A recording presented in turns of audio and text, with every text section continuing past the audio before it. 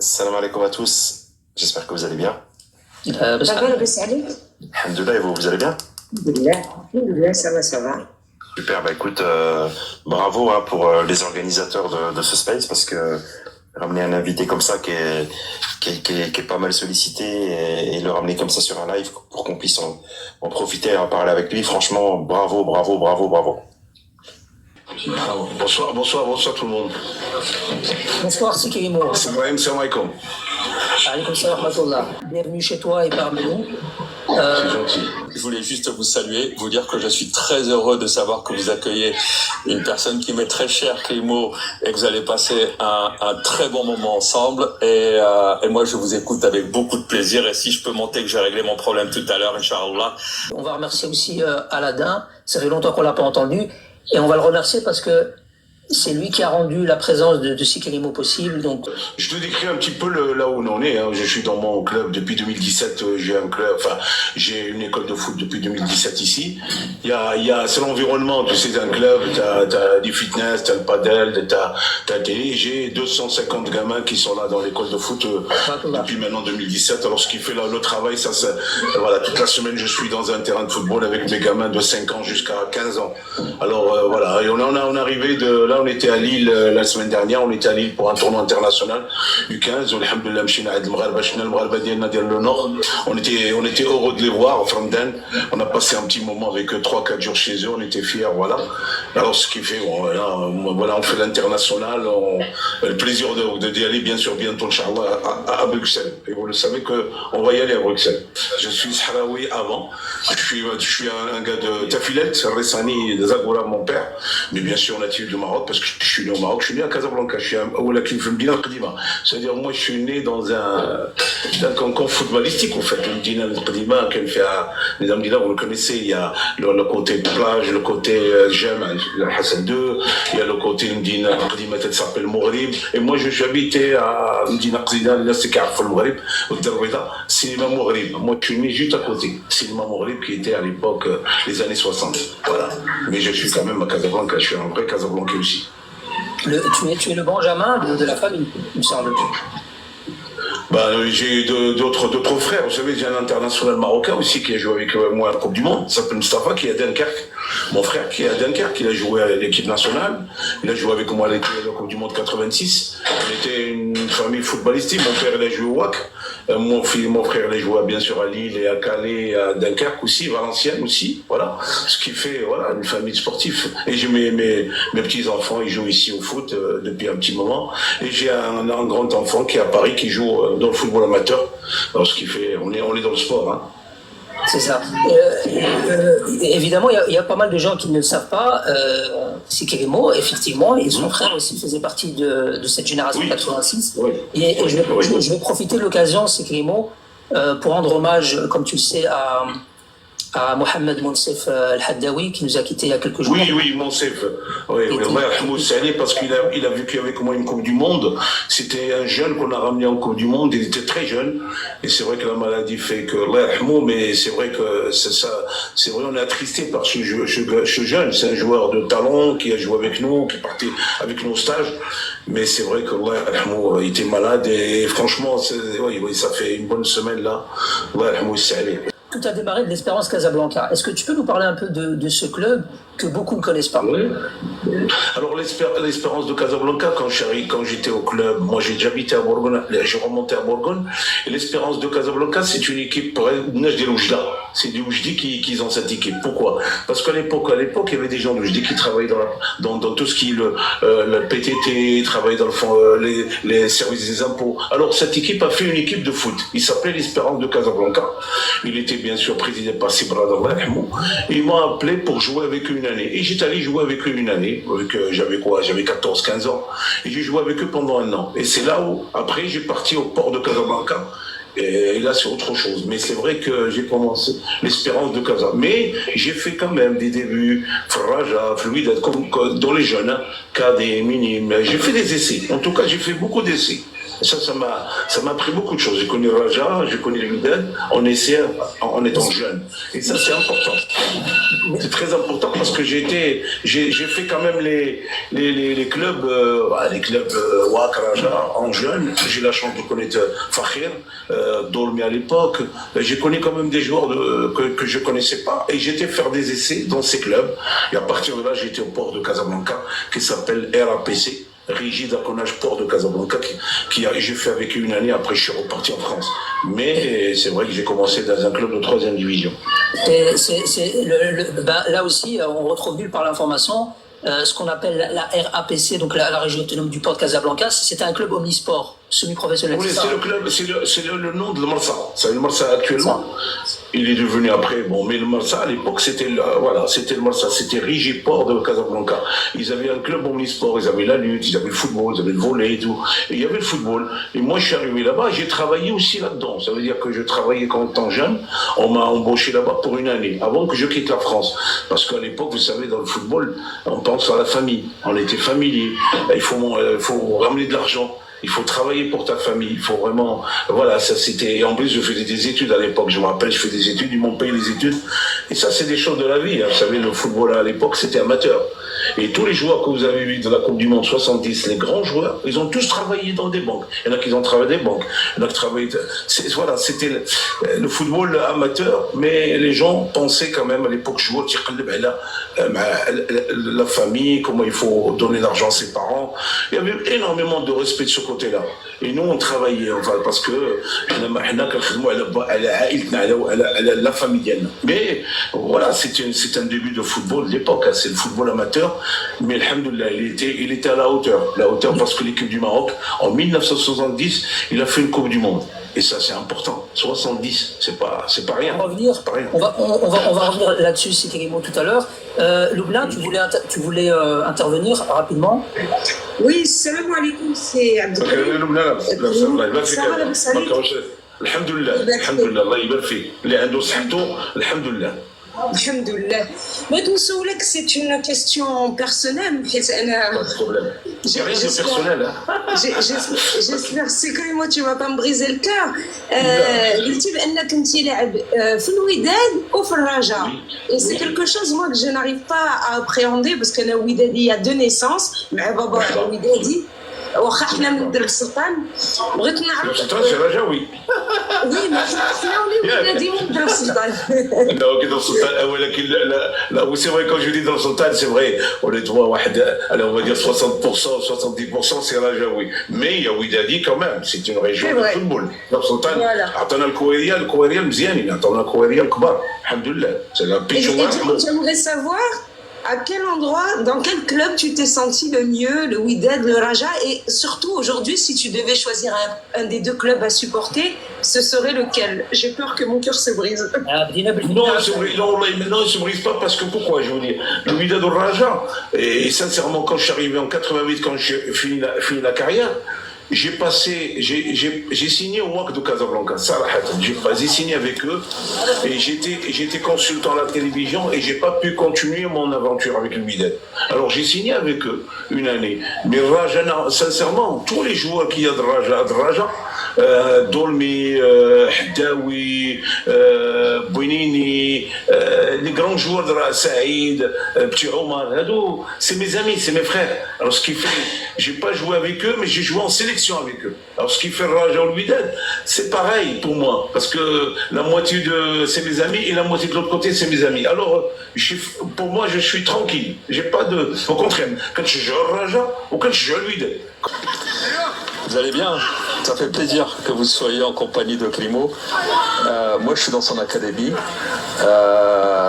Il faut voir la joie des gamins, l'enthousiasme, les yeux pétillants des parents qui voient leur enfant faire un petit dribble, un petit tac, un petit plongeon, marquer un but de la tête, etc. Il y a vraiment plein de vie. Et puis, je vois certains gamins qui ont vraiment du ballon, comme on dit. Hein. Et je suis très heureux que vous passiez ce moment tous ensemble. Et puis, moi, j'en profite aussi pour saluer tous nos compatriotes parce que j'étais pas là pendant plusieurs semaines, notamment Ramadan. Donc je voudrais dire à tous, vous transmettre à tous, mes salutations amicales. Là-bas je me tais, je vous écoute avec un grand plaisir. Alhamdoulilah. C'est Ce pas- qui est bon, Ça arrive. on a parlé du début. Donc l'Espérance Casablanca. Ensuite, Oui. la régie autonome du port de Casablanca. Ensuite, et c'est quand même une grosse partie, quand même une partie importante de ta carrière. Tu débarques à Bastia, mais pas pour signer à Bastia. Raconte-nous un peu ce passage, dans quel contexte il s'est fait. Si le son est bon, hein, parce que. On était à Bastia à l'époque, en 73-74. J'avais la chance d'avoir Serge Khelfi, que tout le monde connaît, qui était entraîneur d'El Midad, Serge Khelfi. J'ai joué un match de très important, Sultan d'ailleurs, tiens, Sanoubna, ça me fera plaisir. J'ai joué Ftina Al-Fida, un match de champion normal. Et j'ai la chance d'avoir l'entraîneur de l'équipe nationale, Serge Khelfi, qui est passé par là, et qui a vu que je jouais comme attaquant, et j'avais l'âge d'être, bien sûr, j'étais junior, ils m'ont sélectionné. Alors, c'est là où, c'est ma chance, elle était là, il m'a sélectionné national marocain junior, je suis parti à Bastia jouer un tournoi international. Parce que le Maroc, à Bastia, il est toujours invité. Tous les ans, ils sont invités. Alors moi, j'étais invité en 74, joueur de l'équipe nationale du Maroc junior. Ils m'ont sélectionné, je suis parti pour jouer à ce tournoi international à Bastia en 74-75. Lorsque tu as été sélectionné pour ce tournoi à Bastia, alors, il me semble, hein, tu te trouvais à Bastia, et c'est là où tu as été approché la première fois. Tu avais... Oui, parce que le problème, c'est quand j'ai fait le tournoi, quand il y a un tournoi de football, on note le meilleur joueur du tournoi, le meilleur joueur, le meilleur buteur, le meilleur gardien, le meilleur défense et tout. J'ai la chance de cette année 74-75 d'être meilleur joueur et meilleur buteur. Alors, quand tu as deux meilleurs joueurs, meilleurs buteurs, c'est normal que les clubs tournent vers toi. Alors, Bastia, ils sont venus me voir à l'hôtel. Je me rappelle toujours, l'hôtel, ils sont venus me voir. Ils me disent, est-ce que ça vous dit qu'on viendra vous voir avec vos parents pour voir éventuellement si vous pouvez venir chez nous. Vous savez, quand vous avez un rêve, c'est un rêve. Moi, je rêvais de jouer en Europe et je rêvais de jouer en football professionnel. Et ça, c'est une chance qui était là. Et moi, je l'ai saisi parce qu'ils sont venus l'année après, ils sont venus me voir et voir mes parents, bien sûr, parce que ils sont venus me voir, ils m'ont dit qu'on va vous chercher. Et voilà que je suis parti en 75 en Corse, voilà. Et j'ai fait ma carrière, j'ai commencé ma carrière là. Tu avais tu avais 17 ans. Les parents... Oui, ils avaient 16 ans et demi, parce que j'étais toujours sous tutelle. Voilà, justement, les parents, ils étaient plutôt réticents. Le papa, c'est un ancien pro. Oui. Tu as pu partir comme ça facilement, quitter le Maroc? Ah, pas facilement, quoi. C'est surtout la maman, honnêtement. C'est la maman qui a un problème. C'est la maman qui a un problème parce qu'il leur a dit non. Il leur a dit jamais il ira avec vous. Il ira avec vous, c'est à condition qu'il fait des études, à condition. Il y a beaucoup de conditions. Mais c'est ma mère quand même. C'est normal. Son fils qui va partir en Europe, l'a laissé. Voilà, c'était difficile, d'un déchirement pour moi. Mais bon, moi j'ai choisi ma carrière. J'étais toujours dans ma tête que je partirais et que je joue en professionnel. Ça c'est un rêve. Hein. C'est un rêve qui se réalise. Bidloua, hein, parce que c'est tout grâce à Dieu. Hein. Parce qu'à notre époque, c'est assez courant hein, qu'un club de football aille voir les parents, peu importe où ils se trouvent. Mais c'est vrai qu'à l'époque, c'était extrêmement rare qu'une délégation se déplace comme ça pour venir chercher un talent marocain. D'ailleurs, Kirimo, il me semble qu'il était l'un des tout premiers joueurs marocains à aller faire carrière en Europe. Mais quand je parle de carrière, je parle d'une véritable longue carrière professionnelle. Oui, je pense que Ben Bark et Ben Mahjoub, ils ont fait du boulot. Ben Bark, ils nous ont ouvert la porte. Ben Bark, il était là. Ben Bark, il a fait le boulot. Il a fait le boulot, Ben Bark. Ben Bark, c'est le premier, parmi les premiers. Il y a Ben Bark, il y a Akesbi aussi. Akesbi qui a fait Nîmes. Il y a Ben Bark, Akesbi, Ben Mahjoub. Pour moi, quand je suis parti, ces gens, ils sont très connus avant moi. Hein. Ils ont fait une finale de la Coupe de France. Ben Bark, il a joué à Marseille. Voilà. Et ça aussi, c'est des... on avait quand même de noms de footballeurs, hein, de grands footballeurs qui ont joué en Europe. Hein. Et Bottache aussi. Alors, et c'est vrai que pour moi, c'est une fierté en 74-75. En étant marocain, j'étais le seul marocain à l'époque avec Ada Jamskin, un bon joueur qui s'appelait Hassina Durkenitra qui a joué à Rennes. Alors, on n'était pas beaucoup. Hein. On n'était pas beaucoup, c'est vrai. C'est ça. Parce que Ben Barak, effectivement, je crois, il me semble qu'il a fait le Stade français, l'Olympique de Marseille. Oui. Au niveau longévité, quand on analyse, c'est ce que je dis, c'est un grand joueur, évidemment. On connaît tous Larbi Ben Barek, tout le monde le connaît, même les à notre époque. Mais toi, tu fais quand même une très longue carrière en France et tu as sillonné toute la France, de Bastia jusqu'au nord, jusque Lille, il me semble. Oui. J'ai fait 9 clubs, et c'est vrai que j'ai fait 9 régions, et c'est vrai, longévité, c'est normal. J'ai commencé, j'ai fini en 89, 90. J'ai fait une longévité, c'est normal, J'ai fait une longévité de football. Alors, ce qui fait c'est vrai que j'ai fait 9 clubs, j'ai resté 6 ans à Bastia aussi. Voilà, j'ai la chance de faire une Coupe d'Europe, une champion de France, et tout ça fait que c'est vrai, dans la carrière, moi, c'est une longévité. C'est une longévité de football, mais voilà, c'est vrai que ça m'a permis de faire 9 régions avec des clubs magnifiques. J'ai fait Metz, bien, Le Havre, Paris, Saint-Étienne. J'ai la chance de jouer dans des grands clubs qu'ils ont leur histoire aussi, qu'ils ont leur histoire. C'est carrément. Moi, je m'arrête un peu sur cette image-là parce que, évidemment, il y a la Coupe de l'UEFA en finale contre le PSV Eindhoven. Mais moi, cette image-là, contre le Taureau, c'était en 78 en Coupe de l'UEFA, et tu as raconté donc ce match-là. C'était assez incroyable parce que tu n'étais pas censé débuter, tu étais encore jeune, et je crois que tu remplaçais un joueur qui a eu. C'est un match exceptionnel. Raconte-nous un petit peu ce. J'ai remplacé Fanfan Félix, un joueur qui est blessé. C'est un joueur qui était blessé, qui s'appelle Fanfan Félix, que je l'ai remplacé. Le soir, il a fait un accident de voiture, et moi, je savais que je vais jouer ce match-là. Alors, j'ai la chance de le remplacer. On m'a dit que tu vas jouer. Alors,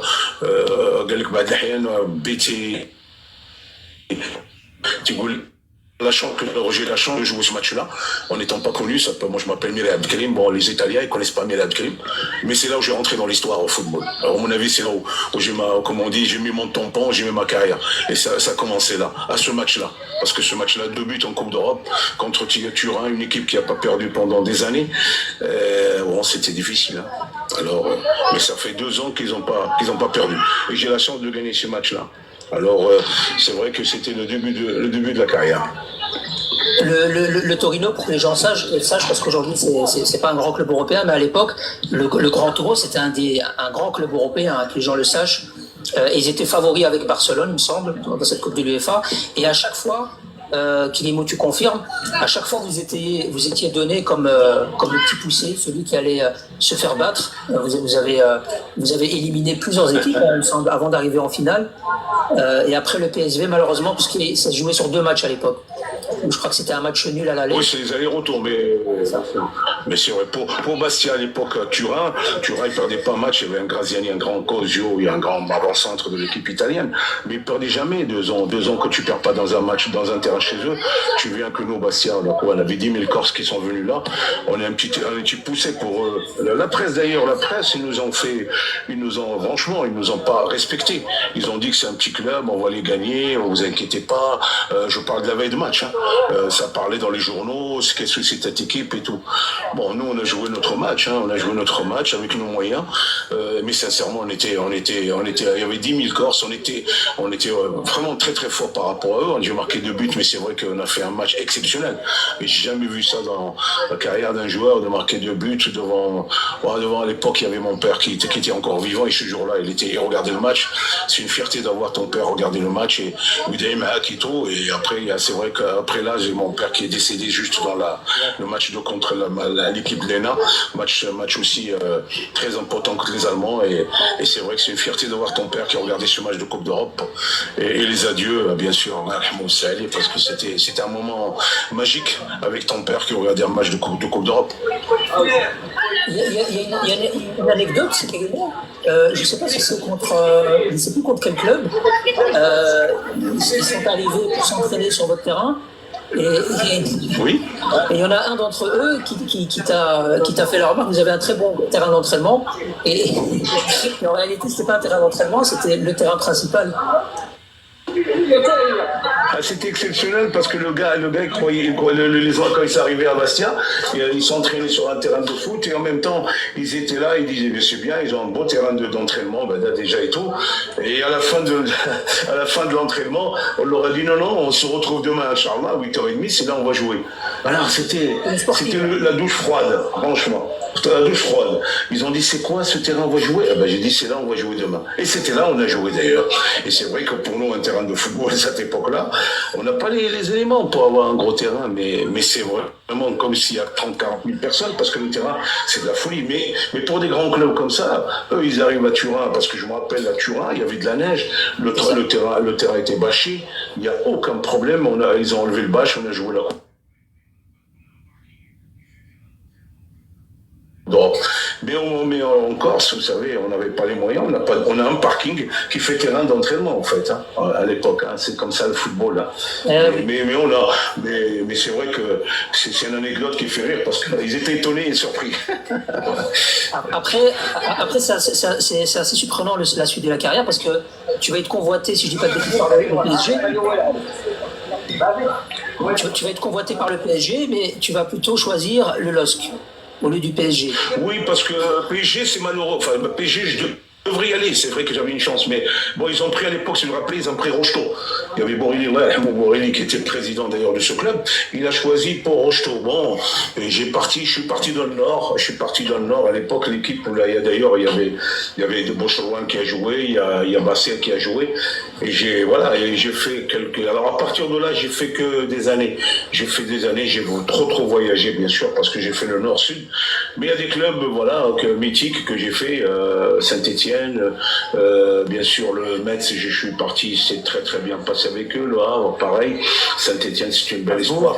Il y a des clubs, que j'ai connus et sincèrement, fier de jouer, porter leur maillot, fier, mais alors, c'est vrai que j'ai voyagé énormément en France, mais je le regrette pas d'ailleurs parce que ça m'a permis de connaître pas mal d'amis et d'avoir pas mal de joueurs que j'ai connus dans ma carrière. On te surnommait le baroudeur. Tellement. Le baroudeur, c'est vrai, le baroudeur, le voyageur, on peut dire tout ce qu'on veut dire, c'est vrai que j'étais le baroudeur, mais j'avais la famille qui suivait aussi, j'avais mes enfants qui étaient encore petits, j'avais pas de problème beaucoup d'école, mais c'est vrai qu'à cette époque-là, j'avais la chance d'avoir une famille, c'était encore jeune, mais j'aimais bien bouger aussi, et c'est vrai, donner du plaisir au football. Moi, j'allais dans des clubs, à Metz, ils ont jamais, après Jules Bocandé, je suis arrivé, j'ai marqué 23 buts cette année-là, j'ai fait une année exceptionnelle. Toute la ville de Metz, ils ont mis l'argent, ils ont dit écoutez, nous on va mettre beaucoup d'argent, chacun met de l'argent pour que Crimo reste avec nous. Mais bon, mais j'avais la bougeotte, j'ai envie de bouger. Alors ce qui fait, je voyageais. Mais ça, bon, c'est vraiment pas simple parce que changer de club chaque saison, il faut pouvoir s'intégrer à l'environnement, les automatismes, pouvoir convaincre aussi le coach. C'est pas simple quand on voit un peu ta carrière, quand on voit un peu le palmarès, quand on voit un peu les chiffres. Chapeau, parce que il y a ce paramètre que on n'en tient pas souvent compte. Qu'un joueur qui change comme ça de club, c'est souvent beaucoup plus compliqué qu'un joueur qui a sa stabilité et qui peut évoluer tranquillement dans un environnement qu'il connaît. Oui, mais c'est vrai que beaucoup de gens me disent, mais moi j'ai une facilité, vous savez, on s'y adapte avec le club, l'environnement. J'étais même à Strasbourg. Regardez, Strasbourg, c'est une belle région que je connaissais pas, mais c'est une belle région, honnêtement. Quand tu vois, tu as tout Mulhouse, Colmar, Strasbourg, la ville comme l'architecture, Tours, c'était magnifique, Tours, une grande ville. Là aussi, j'étais fasciné par ces villes. J'adorais la mentalité, mais je rendre heureux aussi les gens, dans des clubs. Vous savez, quand tu partais dans des clubs où ils t'ont adopté, moi j'ai marqué 17 buts et il m'a adopté ce club, c'était magnifique. Saint-Étienne, c'est le chaudron. J'étais avec Herbin à l'époque. Herbin, c'est un grand entraîneur, après connaître Kasperzak. Après, il y avait des entraîneurs que j'ai connus moins, mais j'ai Cahuzac, j'ai fait avec lui la campagne de Toulouse. On est monté en première division parce qu'il m'a rappelé, il m'a dit de venir l'aider pour monter en première division. On a monté le club première division. Il y a pas mal aussi de choses comme ça, humainement. C'est beau, Toulouse, où tu as quand même évolué avec un certain Rosenbrick. Rosenbrick, qui est un grand monsieur. Franchement, j'ai connu, parce qu'il est arrivé de Cosmos, c'est un joueur exceptionnel que j'ai connu et c'est vrai qu'une fierté de jouer avec un gars comme ça, qui était pour moi un des meilleurs attaquants de l'époque, qui a fait une Coupe du Monde, rappelez-vous, en Argentine, qui a fait le Cosmos aussi et qui est venu jouer avec moi. Comme Johnny Rep d'ailleurs, Johnny Rep, on a joué pendant 2 ans ensemble en Corse, c'est quelqu'un que j'admirais, que j'ai revu il n'y a pas longtemps à Marbella, il n'y a pas longtemps chez lui en Espagne parce qu'il vient en Espagne. Voilà, j'ai joué avec Jazik, je crois que c'est pas quelques générations que je dis ça. Jazik, c'est un des meilleurs ailiers du monde que j'ai joué avec lui, qui jouait avec la Yougoslavie, l'équipe yougoslave. Et j'ai de la chance de jouer avec des gens comme ça. J'ai joué avec un grand Francis Colli, que tout le monde. J'ai la chance de voir, comme je dis toujours, avoir ces joueurs, beaucoup de, voilà, bon, c'est vrai que ça nous remonte, mais c'est des gens de qualité, de valeur. C'est ça. Il y a la valeur aussi, valeur du joueur. Et justement, à propos d'Yugoslav, à Metz, tu jouais avec Tony Kurbos en attaque. Vous avez fait une saison exceptionnelle tous les deux. Kurbos, oh là là. Troisième meilleur buteur de Liga, il me semble. Quel joueur. Tu avais fini. Ah oui, il a marqué 23 buts avec Ketal Jozic, d'ailleurs, qui était un concurrent avec moi, parce que lui marquait des buts à Nantes et moi j'étais avec Metz. Et c'est vrai qu'on a fait une année exceptionnelle. Kurbos, Belus, il y avait Michel Etor qui est gardien de but, il y avait des joueurs pas connus, mais des joueurs de club. C'est des joueurs qui aiment son club. Et moi j'ai la chance de jouer et intégrer ce club avec exceptionnel pour la ville, c'était adorable. On a passé une année exceptionnelle et ça fait des liens avec le président Molinari, avec des joueurs que je connais jusqu'à aujourd'hui, que j'ai la chance de les avoir sur Facebook.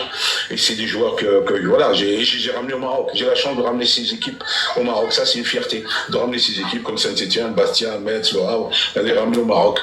Une fierté aussi, hein, de ramener ces clubs au Maroc, voir un peu le Maroc. Ah, merci. Je voulais évoquer trois petits points avec trois faits historiques avec Karim. Karim, c'est de ta génération et c'est même des joueurs avec lesquels tu as joué, parce qu'on parle souvent du fait probablement des réseaux sociaux et de la manière dont ils envahissent la vie des uns et des autres, mais c'est quand même dans ta génération qu'il y a eu le premier footballeur professionnel qui s'est converti à l'arbitrage, et ça a été d'ailleurs un de tes anciens coéquipiers, c'était Michel Etor, qui après sa carrière de gardien de but, il avait joué notamment au FC Metz, était devenu arbitre professionnel. Je crois qu'il avait fait même jusqu'en seconde division, hein, Chris.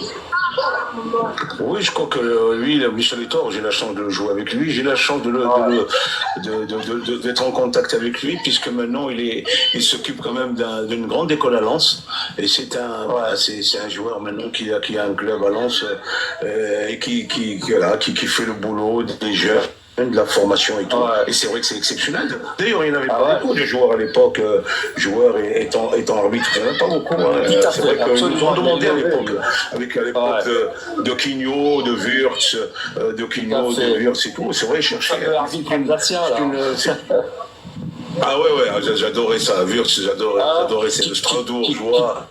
C'est beaucoup de respect pour ces gens-là. Hein. Ils ont œuvré l'arbitrage français. Hein. Le Quino, voilà, c'était des grands arbitres. Hein. Quino qui était d'ailleurs haut fonctionnaire. Vautreau, j'ai eu la chance de le ramener au Maroc, il est... Ouais, Vautreau, c'est un grand. Voilà, c'est tout le tutoiement. Hein. Vous savez qu'à l'époque, on tutoyait les gens. Les arbitres, on tutoyait. On se tutoyait. Beaucoup de respect. Et puis moi, quand tu joues au Matra Racing, il y avait aussi un autre événement historique pour le football français. C'est que tu as joué avec le seul footballeur français qui est sélectionné d'ailleurs pour la Coupe du Monde de 1986, alors qu'il jouait en deuxième division avec le Matra, c'était Maxime Bossis. Tu te souviens de ça? Maxime, bien sûr. Maxime a joué avec Matra parce qu'ils sont venus. Et même Madjer, il a joué avec eux. Hein. Même Madjer, il a joué dans ce club. Absolument. Madjer, il a joué dans ce club. Ce qui fait Madjer, Max Bossis, c'est des... Quand il a été sélectionné en équipe parce que pour la Coupe du Monde 86, il était en deuxième division avec le Matra, tu te rappelles? Bah oui, parce qu'ils... Une vision. Alors, ce qui fait le club, il est monté en première division. Hein. Tout à fait, absolument. Et Clem, tu pourrais leur raconter l'anecdote que tu m'as racontée sur Toulouse et ce footballeur hollandais que tu aimais beaucoup humainement, mais tu voyais très bien qu'il n'était pas fait pour la deuxième division. C'était Rezenbrink quand il venait du Cosmos. Tu te rappelles quand tu lui as conseillé d'arrêter le foot? Il est venu de Cosmos et c'est vrai que j'étais honnête avec lui. J'ai dit d'arrêter avec Toulouse de jouer en deuxième division parce que c'était dur pour lui. Je lui ai dit parce qu'il était le pauvre, jouait à Béziers, jouait contre Marseille, les Minots, jouait des matchs difficiles. Et lui, il arrivait du Cosmos, il jouait avec Pelé, avec Beckenbauer à l'époque. Hein. C'était ça le Rosenbrink. Mais quel joueur de humainement, je parle de l'humain, moi, je parle de les joueurs hollandais, c'est tous des gens franchement adorables. Risbergen, Siloy, Rosenbrink, Johnny Rep, c'est une fierté de jouer contre eux dans leur carrière, honnêtement. C'est une fierté. Ouais, je comprends la parole. Tariq, c'est à la rue. C'est Clément, j'avais une petite question si vous permettez.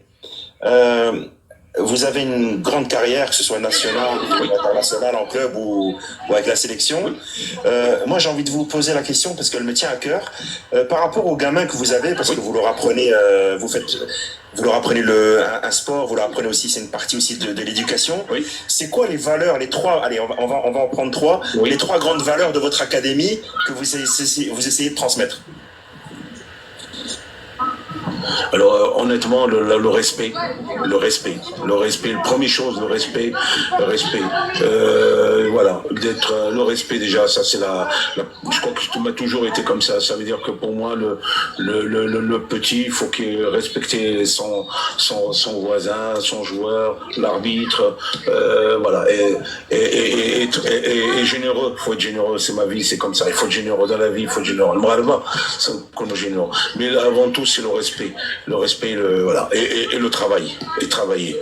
Il n'y a rien qu'on peut gagner si on ne travaille pas. Ça, c'est des choses que j'aime bien dans ma vie. Moi, je l'ai vécu. Respect de l'adversaire, travailler, bien sûr, beaucoup travailler. Et bien sûr, et après le reste, moi, je dis que si on a ces trois choses ou deux choses comme ça, c'est voilà. Moi, je suis fier d'avoir que mes joueurs, et ça suit pas entre eux, ils se respectent entre eux, respectent l'entraîneur, respectent l'arbitre. Voilà, c'est d'aimer ce qu'ils font, aimer ce qu'ils font. Ça, c'est bien. Il n'y a pas que l'argent. Il y a aussi il n'y a pas que de l'argent. C'est vrai qu'actuellement, le gamin, la tête peut tourner. Parce qu'il y a des chiffres, il y a de l'argent. Mais voilà, mais tout ça ici, il n'y a pas ces valeurs-là, il n'y a rien. D'ailleurs, les grands joueurs, vous l'avez, citez-moi les grands joueurs, les Pelé, les grands, les Beckenbauer, c'était des gens respectueux. Ils ont fait la carrière, ils ont gagné de l'argent, mais ils étaient comme voilà. Moi, j'aime bien ces gens-là. J'aime bien cette mentalité. Qui est moi maintenant? Bon, maintenant, il y a de l'argent, mais c'est normal. Le temps a changé, et vous le savez, mais le temps a changé maintenant. On est rapidement sur l'épopée de 86, ce sera pas long. Oui, tout le monde se souvient de ces 4 matchs. Le premier, vous jouez quand même, vous jouez la Pologne. Dans quel état d'esprit vous étiez comme ça? On joue contre Boniek. Hein. C'est un match important parce que c'est le premier match. Vous savez, quand vous avez le premier match, vous n'êtes pas favori. Pour les gens, ils disent bon, jouer contre le Maroc, ça va être facile. La Pologne, ils vont nous manger. Mais c'est normal, hein, c'est logique. On est le petit poussé. Tout le monde veut nous battre. Mais c'est vrai que ce match-là, on l'a présenté, on l'a préparé comme tous les matchs. Mais c'est vrai qu'on avait toujours cet œil sur Lato, sur Boniek, sur Milarzik, le gardien de but. Et c'est vrai que pour moi, c'est important parce que j'ai joué avec mon frère. Et ça, c'est encore difficile quand tu joues avec le petit frère. Et le petit frère, dans 2 attaquants, t'as ton frère à côté, et t'as le premier match. Bon, c'est vrai que tu as envie de le gagner et de rentrer dans l'histoire. Mais c'est vrai que ce match-là, il est important dans le contenu, dans tout ce qui est le premier match. Le match contre Boniek, un grand star de football. Et c'est vrai que on était bien, en fait. Honnêtement, ce match-là, à part la chaleur, mais on était bien. On a bien préparé ce match. On n'a pas été, vraiment, allez, on va dire, paniqué, autrement, je vais pas dire, pas respecter l'adversaire. Au contraire, on savait qu'on avait l'équipe.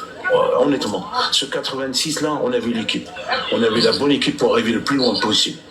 Et ce match nul-là, il vous a poussé, puisque je pense que vous avez encore plus pris conscience de votre potentiel. Parce que le deuxième match, c'était encore un autre morceau, Gary Lineker. l'Angleterre. Ah, c'est oh là là, oh là là. Kalagalineka, les Ratelet, Rodel. Vous savez, moi j'avais une montagne, je suis pas le défenseur, j'avais un défenseur, il faisait 2 mètres. J'ai dit aujourd'hui, attention, c'est une grande équipe. Parce que c'est vrai que les Anglais, vous savez, les Anglais, quand vous arrivez les Anglais, il y a le supporter, il y a tout. Et c'est vrai que on respecte comme nous, on savait ces joueurs, on les connaît parce qu'on les voit en championnat. Mais nous, on voyait nous-mêmes. Hein. Moi, l'avantage qu'il y avait Faria par rapport à nous, c'est qu'on voyait que nous. Il parlait que de nous, il ne parle pas de l'adversaire. On avait Lili Carrella, Odell il est là, Atlé il est là, mais bon. Mais je crois qu'on parlait de nous. Et ça, c'est la réussite de monsieur Faria.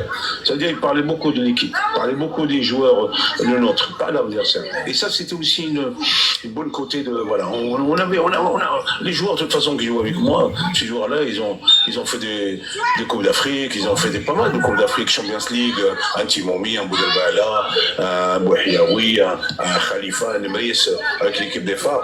Ils ont le côté compétition au haut niveau. Et ça aussi, ça nous a aidés. C'est-à-dire, c'est pas des joueurs qui ont peur de l'adversaire, au contraire, ils ont pas peur de l'adversaire, ils le respectent. Mais c'est vrai que le deuxième match, faire 0-0 contre les Anglais, c'est la réussite, c'est un résultat extraordinaire. Franchement, moi je dis que ce jour-là, franchement, l'équipe du Maroc jouait contre les Anglais à 15h avec la chaleur et tout, mais c'est vrai qu'on était bien, on était vraiment une belle équipe, et on était très très performants. Ce match contre l'Angleterre, il me semble que c'était dans ce match-là où vous avez raconté une anecdote. Est-ce que vous pouvez nous la partager avec ce défenseur-là qui vous tire une chaîne autour du cou? Ah ouais, une chaîne avec faire le Coran, faire Surat al-Rasoul, faire le Coran. Tu sais, moi, ça m'a fait mal. Voilà, tellement que ça tirait maillot, à l'époque, on a le droit de jouer avec la chaîne. Et c'est vrai qu'on avait la chance de l'avoir. Et c'est vrai, moi, c'est une chaîne que je gardais parce que je jouais avec toute ma carrière, j'étais avec elle. Sincèrement, je peux pas m'en enlever. Et moi, je l'ai perdu dans le match. Dans le match, il n'est pas fini, hein. Mais j'avais le ballon, j'avais l'œil sur la chaîne pour la mettre. C'est pas c'est la perte, c'est pas un problème, mais c'est jouer avec, c'est quelque chose de plus. C'est pour ça qu'on te dit le joueur, c'est comme maintenant, vous avez vu Modric, il a des protèges tibia avec les photos de ses enfants. C'est des rituels. Et moi j'avais cette rituel de cette chaîne. Bon, je l'ai trouvé, j'ai la chance de la trouver. Mais c'est quelque chose d'exceptionnel pour moi, parce que c'est mon quelque chose qui m'appartient. Et que faire le Coran, voilà, c'est Da'wat d'Allah ou Da'wat Coran, c'était magnifique. Et voilà, mais je l'ai trouvé, alhamdoulilah, je l'ai trouvé. Avant, justement, c'est le genre de scène qu'on va jamais retrouver dans le football moderne. Donc le défenseur arrache la chaîne, elle est perdue, et après c'est que les mots, t'es inquiet, et toute l'équipe se met à chercher la chaîne, c'est ça? Ah, je dis, vous n'allez pas sortir de là, on a fait 0-0, vous sortez pas là tant qu'on ne trouvez pas ma chaîne. mais c'est de la rigolade, mais c'est sérieux, honnêtement. J'ai dit, moi, je me la trouvais parce que. Et on s'est trouvé sur le 18 mètres parce que je savais à peu près le 10, parce que je suis joueur de 18 mètres, hein, je sais pas, avec l'anglais qui était là. Bon, mais je l'ai trouvé dans le 18 mètres, en fait. Mais voilà, c'est super parce que les gamins, tous les joueurs, les pauvres, ils ont. Voilà, c'est aussi ça la solidarité, c'est les copains. Hein.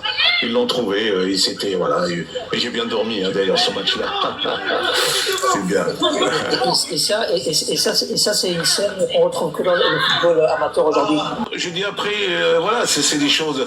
Parce qu'actuellement, on joue plus avec rien, mais avant, il y avait le rituel, il y avait des choses. Mais dans la vie, hein, chacun petit. Moi, j'avais ce Coran, j'avais une médaille et que ma carrière, il fallait qu'il soit avec moi, voilà. Bon, c'est comme ça. Mais c'est vrai que mais c'était des petites anecdotes sympathiques, et j'oublierai jamais d'ailleurs. Deux matchs nuls donc, et vous affrontez après le Portugal qui elle aussi a fait 2 matchs nuls, donc semi-finale. Ouais. Et vous êtes contraint avec l'équipe de gagner contre le Portugal. Et qu'est-ce qui se passe? C'était une journée exceptionnelle. Parce qu'on joue contre une équipe qui nous ont, à la rigueur, bon, à mon avis, hein, je pense que le Portugal, leur problème, c'est qu'ils nous ont sous-estimés. Je pense, honnêtement. Parce qu'ils croyaient qu'ils vont gagner, que ça va être facile, qu'ils vont. Mais nous, on était à Guadalajara. D'ailleurs, on a changé le lieu. On n'est plus à Monterrey, on est monté en altitude. Ça veut dire qu'on est parti en altitude. Et en altitude, on a eu le temps qui vient avec nous parce qu'il y a la fraîcheur et en même temps un peu de pluie. Et on était bien. Ouais, l'équipe. quand tu commences le match, tu as une reprise de volée de Khedi. Tu dis aujourd'hui, il ne va rien t'arriver. Le premier but, il m'a fait fasciner. Le deuxième, alors c'est plus que jamais magnifique. De Khedi, avec le centre de Khalifa, une reprise de volée de Khedi. Et c'est un joueur, voilà, il a remplacé le frangin. Et on est fier d'avoir quelqu'un d'autre, voilà, c'est qui est rentré, qui a fait le boulot, le job, et on a fait le job pour 3-2 avec une équipe qui avec Foutré, avec des grands joueurs, Graziani, des grands avec Gomez, voilà. Alors, mais c'est vrai que c'est une journée exceptionnelle d'avoir Sa Majesté au téléphone, parler de nous, de discuter, de nous féliciter, de parler avec nous. Ça c'était, voilà, il était dans le match aussi, il était avec nous dans le match parce que jouer contre le Portugal et gagner ce match-là, bon voilà, c'est rentrer vraiment dans l'histoire du deuxième et le premier club africain qui passe le premier tour. Ouais, et on a fait la route pour d'autres. Hein. C'est Clément, j'ai une petite question. Oui. À titre personnel, moi je connais Aziz Boudoukala. Aziz, oui, que je l'ai eu au téléphone il y a 2 jours, on se téléphone, on n'a rien lâché. Est-ce que vous pourriez nous raconter, parce que lui il m'a déjà raconté l'anecdote mais de son côté à lui, mais j'aimerais bien la voir de votre bouche à vous, avec vos souvenirs à vous, si Clément. Après le parcours au Mexique, Sa Majesté Allah yarhamou, Hassan Tani, il était tellement content. Il était tellement content de votre parcours qu'il me disait qu'il vous a envoyé un Boeing pour vous récupérer au Mexique et vous faire passer une semaine à New York. Est-ce que tu peux nous raconter cette semaine, s'il te plaît? C'est une semaine où on a fini la Coupe du Monde et c'est vrai que Sa Majesté il a envoyé 750 jets, je me rappelle toujours, sur New York pour faire New York-Genève. On est parti une semaine aux États-Unis, à New York. On est resté à New York une semaine. Voilà, on a la communauté marocaine qui était là et on a passé une semaine exceptionnelle. C'est vrai, on était heureux. Après, on est passé sur Genève. Mais on a connu une communauté marocaine qui était là, on a passé une semaine et c'est vrai que ouais, c'est des choses qu'on n'oublie pas. Voilà, c'est de prendre le beau temps, une fierté pour le Maroc, pour lui aussi, parce que Sa Majesté il a toujours été derrière nous dans ces matchs-là de football, que ce soit la Coupe d'Afrique et la Coupe du Monde. Mais c'est vrai que voilà, mais vous savez, je me rappelle cette anecdote. Si vous voyez l'avion, c'était énorme. Hein, je crois que les joueurs, ils ont tout ramené avec eux, tellement que l'avion, comment on dit, on ne comptait plus les kilos, on comptait plus les valises. On était tellement, c'était énorme ce qu'on a fait. On a la chance d'avoir cet avion. On a ramené des souvenirs. On était en famille et heureux d'être ensemble et heureux ce qu'on fait parce que au Maroc, avoir 100 000 Marocains à Casablanca, t'attendre au stade d'honneur avec la tournée en char avec Sa Majesté et les princes et Hassan II, Mohamed Sadi, c'était fabuleux. C'est une tournée magnifique. Si Tariq t'a posé une question, mais vous avez pris l'avion beaucoup trop vite, il y avait encore un match à jouer, c'était l'Allemagne. Oui. C'était l'Allemagne de Schumacher, et attends, Tariq, tu as pris l'avion, vous avez oublié de jouer contre l'Allemagne. Oui, mais bon, mais contre l'Allemagne, je crois que notre tactique, elle était bonne, en fait, honnêtement. Qu'est-ce qu'on voulait? Nous, on joue contre l'Allemagne. L'Allemagne, c'est une équipe qui est physiquement, techniquement très bon. Et si on peut gagner cette équipe allemande, on l'a gagné par le climat. Le climat, pourquoi? Parce que ici, ils peuvent pas aller avec nous aux prolongations. On est allé au maximum ce qu'on voulait. On voulait faire les prolongations et après, on va les battre. Parce que je connais. Pourquoi? J'ai la chance d'avoir Litbarski qui jouait avec moi à Matra Racing. Et c'est lui, il jouait pas, il était que remplaçant. Et sincèrement, il me le dit. Il me dit, Krim, si vous faites la prolongation avec nous, vous allez nous battre. Et ça, c'est vrai. Parce que vous faites le but qu'on a pris qui n'est pas coup franc. À la dernière minute, c'est pas où il n'y a pas coup franc, honnêtement, de Timomi. Bon, malheureusement, on peut dire ce qu'on dit sur le mur et tout. Mais sincèrement, si on allait au match, la fin du match et jouer la prolongation, je crois qu'ils ne peuvent pas nous gagner. Ils ne peuvent pas nous battre. Ça, c'était aussi une tactique de Faria. Et je pense qu'il l'a bien fait. Bon, après, tu prends le but de Mataos. Rappelez-vous, Mataos marque des buts de partout. Hein. Mataos, c'est un des gars qui marque des buts. Rappelez-vous de l'équipe allemande, c'est Mataos qui tire de tout. Mais c'est vrai qu'on était naïfs. Pour cette faute-là, on était naïfs. Et on n'était pas bien placés. Mais bon, mais moi je trouve perdre contre l'Allemagne, plutôt perdre contre d'autres pays, une grande nation de football, mais c'est vrai qu'on a fait qu'un 0 et on n'a pas été ridicule. Hein. On a cherché à envoyer ce match-là. On peut faire le match nul parce qu'il y a des bonnes occasions. Un grand match de AS Boudebala. Un grand match de AS Boudebala. Bien sûr, vous auriez pu le pousser en prolongation. Avant de céder la parole à Dr Chouaki, qui a une question, vous avez parlé tout à l'heure du retour au Maroc. Est-ce que c'est vrai rapidement, c'est vrai que Feu Sa Majesté Hassan Tellila, vous avez demandé de rentrer quelques semaines plus tard, il avait retardé votre retour pour justement vous préparer une cérémonie digne de ce nom, donc vous êtes resté sur place un certain temps avant pour rentrer la fête de la jeunesse, je pense. Oui, la fête de la jeunesse. On est resté une semaine à Genève. On est resté qu'un week-end ou 3 jours à Genève, mais on est resté 5 jours, c'était pour rentrer dans la fête de la jeunesse. Et c'est vrai que cette fête de la jeunesse, on est rentré, c'était magnifique. Bon, nous, on a déjà, moi j'ai signé déjà avec le club de Saint-Etienne. Bon, tout le monde, les clubs nous demandaient de rentrer mais malheureusement, on est resté. Alors on est resté, c'est vrai que Stade Donau, je me rappelle, le char, il y avait, je sais pas, il y avait 100 mails, même ma mère, la Paula Rahma, il y avait dans la maison, et il m'a dit, ouais, il y a des gens qui sont venus me voir. J'ai dit, mais il m'a dit, qu'est-ce qui se passe? Ma mère, j'ai dit, non, c'est des gens qui sont venus te féliciter, parce qu'il y avait énormément de monde qui venait même dans la maison, qui n'a rien compris. Et il y avait des gens, voilà, c'était l'engouement, la fierté, les Marocains, ils étaient fiers, et ça, on l'a connu. Moi, j'ai la chance de connaître cette Coupe du Monde comme consultant dans une télé, et j'ai dit, putain, ils ont vécu, les Marocains, ils ont vécu ça comme nous on l'a vécu. C'est fabuleux parce que on a vécu ça. La Coupe du Monde Qatar, c'était fabuleux parce que les gens étaient dans la rue, le vieux, le petit, le grand, tout le monde était dehors. Et ça c'est le Maroc. Quand tu ramènes le Maroc, ils sont là. Et moi j'ai trouvé que les Marocains ils étaient là dans le monde entier. Je parle. Vous êtes chez vous, Bruxelles, vous êtes aussi à la rue, les gens à Paris, de partout. Et ça, c'est une fierté du Marocain. Franchement, j'ai toujours eu cette image de Sidna Mtkali Abidé, le prince, Igdali, Farhani. On est heureux. Sa Majesté est heureux. On était heureux. Voilà, on était heureux. Le Maghreb, on est Farhani. Et en plus, à l'époque, il n'y avait même pas les réseaux sociaux, donc si vous voulez voir quelque chose, il fallait sortir dans la rue. Docteur Chouaki, vous voulez intervenir? Très bien. Docteur Chouaki, très bien. Il est j'entends, je vois vos paroles. Vraiment, c'est un live d'anthologie.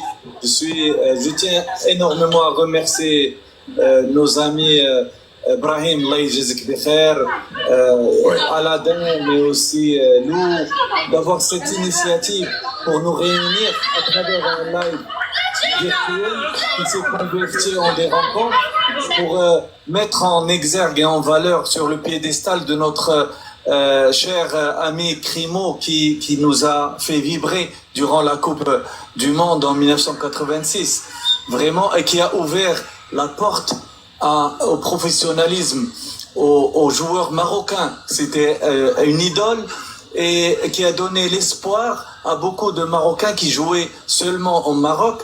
Et depuis, tout le monde a commencé à investir les championnats européens pour donner l'exemple aussi aux jeunes.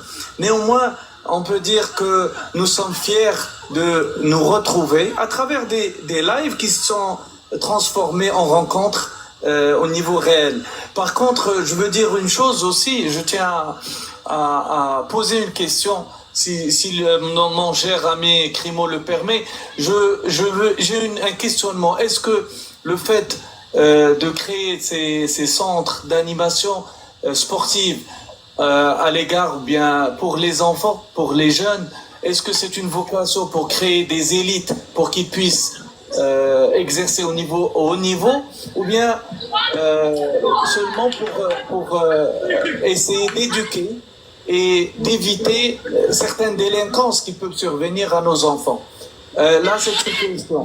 Deuxièmement, j'ai une autre question. Est-ce que vous ne trouvez pas que, à travers ma profession, moi je suis acupuncteur et médecin, est-ce que ce n'est pas le temps actuel au niveau du sport d'instaurer des disciplines qui permettent une préparation de nos joueurs de football, aussi bien préparation psychologique et mentale, mais aussi corporelle au niveau du corps, moi je parle de la préparation comme la sophrologie et l'hypnose, mais aussi de l'acupuncture pour permettre et d'éviter le stress, de pouvoir rétablir une blessure des tendons, des muscles, pour essayer d'avoir le haut niveau, c'est-à-dire à l'égard de nos joueurs et futurs joueurs. Et je te remercie, mon cher ami Crimo, de ta réponse. Non, c'est deux bonnes questions qui sont bien parce que dans le médical, et vous le savez actuellement, je crois que ça a évolué. C'est vrai qu'en Europe, regardez en Europe, vous l'avez vu, on soigne la poncture, le stress, il y a des soins, voilà. Et moi, je trouve que c'est important. Ça, c'est un plus qu'on n'avait pas nous avant. Avant, il y avait un kiné, il y avait une cabine. C'est tout. Mais maintenant, les clubs en général, je parle en général des grands clubs, tout ce qu'on a des docteurs, ils l'ont. Et ça, c'est une chose qu'on doit y aller, on doit faire. Parce qu'on a besoin de ça. Parce que le sportif, il a besoin de le médical, il doit comment manger, comment soigner, comment se faire. La poncture, moi, je l'ai fait à l'époque, en France, je l'ai fait, la poncture, c'est vrai, sincèrement. Moi, je l'ai fait, j'ai la chance de le faire. Mais ça, c'est l'évolution du football. Je pense que maintenant, le football marocain maintenant le temps de cette Coupe d'Afrique, de la Coupe du Monde, je crois qu'on doit évoluer dans le médical. Je pense que, alhamdoulilah, on a des docteurs chez nous qui veulent travailler. Il y a un centre médical qui est magnifique. Il faut que le club se développe. C'est les clubs qui doivent développer. C'est à eux de faire des efforts. C'est les présidents de clubs. Et ça, je trouve, dans le médical, on a encore des choses à faire. On a des choses à faire. On a même comme on nous dit, des matières, des choses à faire et développer. Parce que le joueur, il connaît pas. Et même le joueur, moi, je le vois à travers chez nous, dans mon école, la morphologie, l'alimentation, la coordination, il y a des choses qu'on doit refaire et travailler avec les gamins. Alors, mais par contre, deuxième question sur l'élite et tout, moi j'essaye quand même de mon côté à moi, quand j'ai du talent, je suis fier de parler à d'autres clubs, de voir s'ils peuvent le prendre. Ça pour moi c'est une avancée. On n'a pas à garder un gamin qui a du talent, qui peut nous donner, qui peut faire autre chose ailleurs et qui peut se développer. C'est une très bonne chose. Moi c'est ma politique sportive. Mais je pense que quand j'ai un joueur de talent, je le laisse partir parce qu'il va nous faire du bien et on continue à le faire. On le fait par ces U15. Quand j'ai du talent, j'essaie de l'aider. Il faut aider. N'oublions pas que moi, je fais du social. Je fais quand même du social. J'ai quand même des gens de Ben Abid, de Ouachma. C'est une région, comme je dis, bidonville, mais pas. C'est des gens qui n'ont pas les moyens. Et il faut faire du social. Et voilà, il faut intégrer le social parce que le social, tu as du talent. Et j'ai du talent au niveau des joueurs qui jouent, qui n'ont pas les gros moyens. D'ailleurs, j'ai des gamins qui sont là. Et je suis fier parce que c'est du bien pour l'école de voir un mélange. Quand le football, d'ailleurs, c'est bien quand tu vois le riche et le pauvre, c'est bien. Ils sont dedans, personne ne connaît. Et ça, c'est une bonne chose pour nous. Mais autrement, le reste, on le fait avec plaisir. On le fait parce que c'est notre métier. Moi, je suis là tous les jours dans ce club, du matin au soir. Mais je suis une fierté d'avoir ces gamins-là évoluer et peut-être réussir. Moi, ce que je veux, une réussite. Et j'espère qu'ils vont réussir, ces gamins. Voilà, c'est Clément, j'ai une question importante. Donc déjà, moi j'aimerais vous dire merci parce qu'on voit à quel point vous investissez pour la jeunesse marocaine. Vous avez reçu beaucoup d'amour et là je vois que vous donnez beaucoup de votre temps, beaucoup de votre passion. Et rien que pour ça, je trouve que vous méritez énormément de remerciements. Ça, c'est la première chose. La deuxième chose, c'est comment est-ce que nous, on peut vous aider? Dans quelle mesure on peut aider votre académie? Ça, c'est la première question. La deuxième partie de la question, c'est pour faire tourner une académie comme la vôtre, il faut de l'argent, il faut des financements. Est-ce que le fait de s'appeler Crimo, ça ouvre des portes avec des sponsors, des choses comme ça? Je sais que vous avez des appuis. Alhamdoulilah, Sa Majesté, vous êtes vous avez des contacts et alhamdoulilah, votre projet il est suivi et il est soutenu. Mais qu'est-ce qu'on peut faire nous à notre niveau pour vous aider, Crimo? Honnêtement, je vous remercie déjà pour tout ça. C'est vrai que moi, je suis là depuis 2012. Je suis rentré, j'ai créé mes écoles à Gadir, Marrakech et Casa, mais je suis actuellement à Darboisa. Mais c'est vrai que, vous savez, un coup de main, c'est toujours bien, c'est un plaisir. Même le gars qui te serre la main et que te dit, d'ailleurs, pour moi, ce que tu as dit là-bas, c'est bien. Ça fait, pour moi, c'est bien de savoir quand même que le Marocain est généreux, qui fait tout. Bon, nous, ce que nous souhaitons, nous, c'est, comme je dis à Sibra, Brahim, invitez-nous chez vous, quand on vient avec notre équipe et qu'on joue chez vous, et ça fait plaisir pour beaucoup de Marocains. Moi, c'est une fierté que je viens à Bruxelles ou à côté de Bruxelles ou dans la région de faire un match de gala ou de jouer avec mon équipe, avec mes gamins là-bas. Voilà ce que c'est le plus. Mais après, vous savez, les sponsors, vous savez, dans le football, voilà, on essaye de faire vivre une école de football. Mais bon, on essaye de faire le maximum. Et mais même les parents jouent le jeu aussi. Nos parents aussi sont là avec moi, ils donnent un coup de main. Et ça, c'est l'esprit familial. Moi, je suis entre famille dans le football. Les parents nous connaissent, moi je les connais, ils me font confiance et on travaille. Mais sincèrement, si j'ai la chance d'être chez vous, Inch'Allah, l'année prochaine pour un tournoi ou pour une invitation, moi ça me touche beaucoup. Voilà, c'est plus que l'argent, honnêtement. Une question, on a parlé un peu de votre carrière, il y aura encore tellement de choses à dire. On a parlé aussi de l'académie et on continuera à en parler. Mais j'aurais une question par rapport à l'avenir du football marocain. On sait qu'on organise la CAN dans un an, on organise la Coupe du Monde, surtout en 2030. Vous êtes un des doyens, non pas par l'âge, mais par la grande carrière que vous avez fait. Doyen, quand même, 68 ans, il faut le dire, c'est pas un problème. Moi, je ne cache pas mon âge, à 68 ans, hein, c'est pas un problème.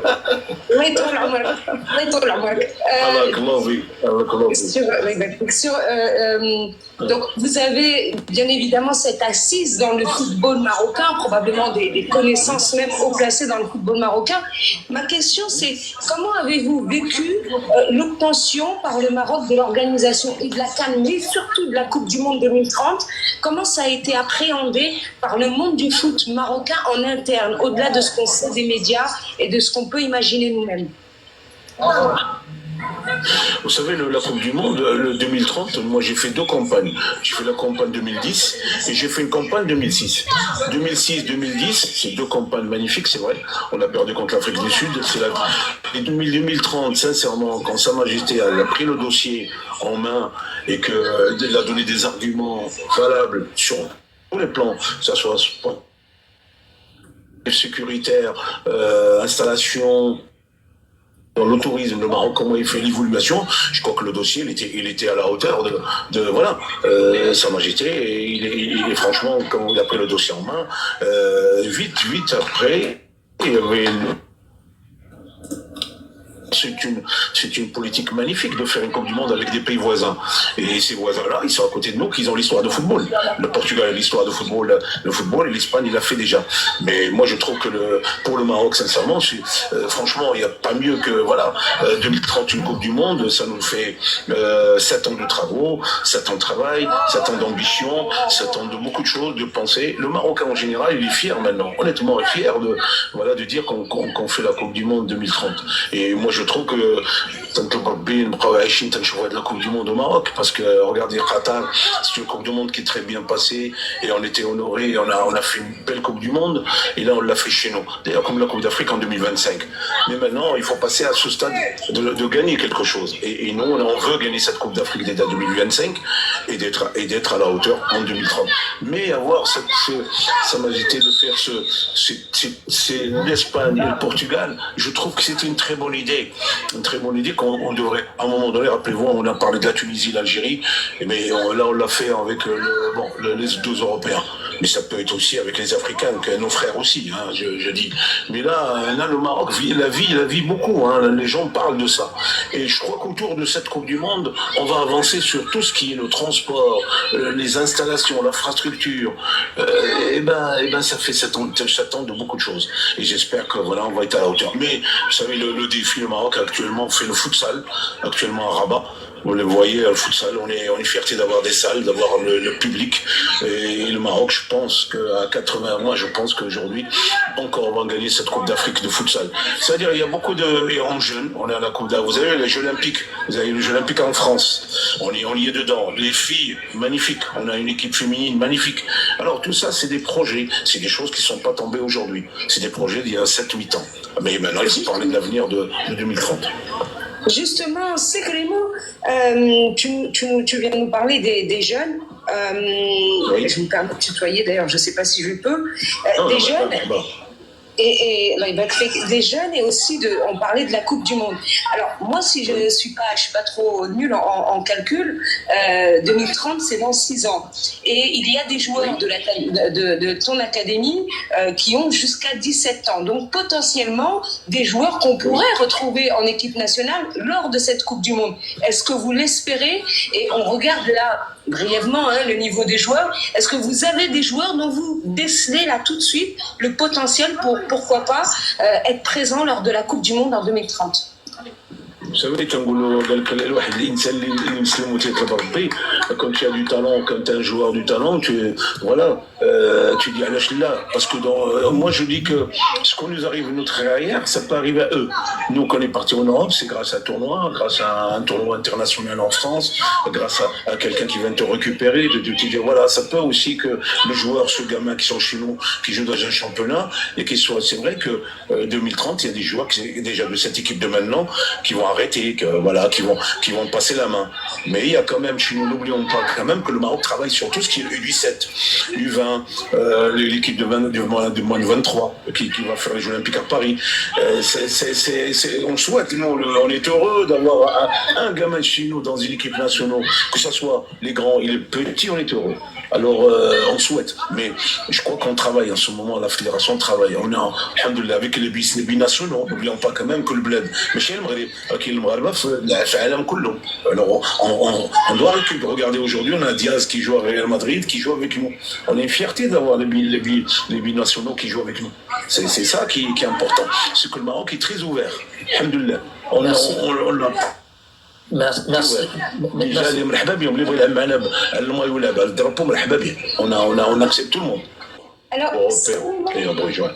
Ouais. une petite C'est vrai question. que j'ai la chance d'avoir quelques Belges. C'est Clément, une petite question. On a parmi les gens qui sont avec nous, on a des gens qui vivent en France, en Belgique, mais on a aussi des gens qui sont au Maroc et qui ont probablement des enfants qui ont l'âge de rentrer dans une académie de foot. Qu'est-ce qu'il faut faire pour rentrer dans votre académie? Où est-ce qu'elle se trouve exactement? C'est-à-dire l'adresse? Est-ce qu'on peut venir faire un essai? Comment ça se passe exactement? Est-ce qu'il y a des projets aussi? Peut-être vous êtes d'origine sahraoui, peut-être qu'il y a des projets dans les 3 provinces du Sud. شو ديال البلاد ديال الملوخيه والتمر كتعرفوا التمر والملوخيه زاكوري دو بارون دو رساني الوالده mais non au contraire honnêtement on est à 15 km de Casablanca, ça s'appelle Dar Bouazza. On est un club, d'ailleurs, il n'y en a pas beaucoup de clubs, il y a 2 clubs qui s'appellent Odal, c'est un club Odal. Et les gamins, ils peuvent venir faire des essais, connaître le club. Hein. On est là pour ça d'ailleurs. Hein. Avec plaisir, on est là tous les jours, on est là du lundi jusqu'à dimanche. Et on a telle catégorie. Et vous le trouvez dans le réseau, hein, TikTok, Instagram, Odal, c'est très connu, Darboise. Mais on est une ville à balnéaire, en bord de mer, et c'est là où on a notre club. Alors, c'est vraiment, tout le monde connaît le Marissa. Dès que vous dites quelqu'un d'Arboise, vous dites que le Marissa, c'est un petit port, tout le monde ils arrivent pour manger du poisson. Et on est à côté, on n'est pas loin, hein, c'est très connu. Je voudrais au nom de tout le monde ici, mais particulièrement au nom de Khalid, mon grand frère, et de Hussein, vous remercier non seulement pour votre présence, enfin pour ta présence, mais aussi pour les beaux moments que tu leur as fait vivre, notamment en 1986, mais pas que. Alors moi en 86, j'avais 3 ans, j'étais pas encore une footeuse. Donc, mais moi je les remercier pour autre chose personnellement. Je remercie Dr Chourouki pour ça, parce qu'il t'a filmé. Oui, je viens de connaître. Et que ouais, c'est vrai que. Et que tu es encore jeune, mais tu as très bien vieilli. Le portrait de mon grand-père. À ton âge, le père de mon père, et c'est très émouvant pour moi. Donc ça, c'était ce côté-là. Et j'avais une question par rapport. Alors moi, je reste focus sur l'académie, sur ton académie de Dar Bouazza, qui accueille des Marocains de 5 ans à 17 ans toute l'année pour un petit peu les former au football, mais pas que, aussi aux valeurs du sport d'équipe, aux valeurs marocaines tout court, aux valeurs humaines. Moi, j'aimerais savoir parmi les Marocains, il y a aussi les MRE. Les MRE ne sont pas sur place, donc ne peuvent pas s'inscrire à l'académie. Est-ce qu'il y a un camp d'été pour les jeunes qui sont autour de... Oui, ça c'est oui. Bonne question, Oui. parce que l'été, on fait des stages d'été. Et c'est vrai que j'ai la chance de connaître quelques joueurs, quelques gamins qui viennent passer des vacances, qui viennent chez moi. Oui, bien sûr. L'été, on est sur le mois de juillet, on y est juillet jusqu'à 15 août. On fait quand même les stages d'été. Et on va les refaire, Inch'Allah, cette année. Ça nous donne quand même le moyen de voir nos amis, des jeunes qui viennent s'entraîner chez nous. Et nous, on apprend beaucoup d'eux parce que c'est quand même du talent. Parce que c'est eux, ils ont déjà l'avantage. Ils sont dans des clubs possible sur structurés. une semaine, sur un mois, sur Oui, une semaine. journée? C'est toujours une semaine. C'est toujours une semaine, une journée. Même une journée, vous savez. On refuse personne. D'accord. Alors, si vous êtes de Casablanca et que vous venez passer vos vacances cet été, n'hésitez pas. L'académie, elle se trouve à Darbouazza. C'est juste après le mall, et avant le Marsa. Donc c'est Darbouazza, c'est juste à côté de Casablanca. Si vous êtes de notre ville, de Tanger, de Kambrahim, de l'Aïch, en même temps, avec plaisir. vous venez une journée, vous pouvez faire passer une journée à vos enfants, peut-être qu'ils seront détectés, peut-être, vous ne savez pas. N'hésitez pas. Il n'y a pas de problème. Alors, C'est gentil, c'est une bonne pub, ça. Merci beaucoup. Attends, Lou, je vais avoir le dernier mot. Tu rigoles? Je vais avoir le dernier mot avant de libérer. Non, c'est moi qui disais au revoir seulement. Après, je coupe mon micro. D'accord. Moi, vous avez parlé tout à l'heure de futsal, mais je voulais quand même rebondir là-dessus, puisque ça m'est revenu à l'esprit. Sikirimo, au-delà du futsal dans les années 90, c'est lui qui a aussi intégré avec Mustafa El-Haddaoui, il me semble, le beach soccer. Le beach soccer, ouais. Le beach soccer on a commencé avec le beach soccer d'ailleurs qui existe les terrains ils sont à Casa et moi j'ai la chance peut-être Inch'Allah avec la commune de Darbouazza d'avoir un terrain de beach soccer à Darbouazza. C'est une première, on va rentrer le beach soccer à Darbouazza pour que les gamins s'entraînent, s'amusent, évoluent dans des bonnes conditions. Alors Inch'Allah, on a la chance de l'avoir, espérons que cet été on aura le club beach soccer pour les gamins. C'est pour le bled. Bravo, Sikirimo, un dernier mot, parce que je te souhaite Merci beaucoup. beaucoup. En tout cas, Ibrahim, je viens de connaître Mustafa, je viens de connaître Docteur, il est là. Voilà, merci pour tout le monde. Déjà.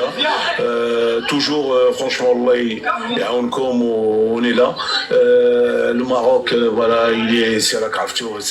Voilà, il faut toujours essayer d'être positif dans le bled et que nos enfants de l'autre côté font le boulot, font le job, de travailler. Vous savez, la France, parce que moi j'ai merdé ma famille en France, mais la Belgique et tout, que nos enfants évoluent, qu'ils travaillent, qui une fierté de travailler dans le pays là où ils y sont. Je parle pas de le sport et d'évoluer et de penser que là où ils y sont, ils pensent que il y a un pays qui est le Maroc et qu'il faut toujours rester positif, toujours ou même là où vous êtes, il faut respecter les gens de l'autre côté. Il faut beaucoup de respect. Il faut et ça c'est des exemples de nos jeunes parce que vous savez les jeunes maintenant moi je suis en France vous savez, mais je dis aux jeunes il faut travailler, il faut être tolérant, on a beaucoup de choses comme ça que j'aime pas. Nos jeunes il faut que Demain, à quelle heure on se voit là-bas? 8h30. Alors, alhamdoulilah. Mais bon, mais je suis heureux de passer ce petit moment. Franchement, d'avoir connaître des amis et voilà, un plaisir. Je connais Mustafa qui est venu me voir. Et un plaisir, c'est Ibrahim. Et je vous dis, on est bientôt, Inch'Allah, comme Belgique parce qu'on veut jouer là-bas. On veut ramener. Comme avec grand plaisir. Bien sûr, c'est vrai. Bien sûr. Barakallahu fikum. Merci beaucoup et bon week-end. Merci beaucoup, Sikirimo.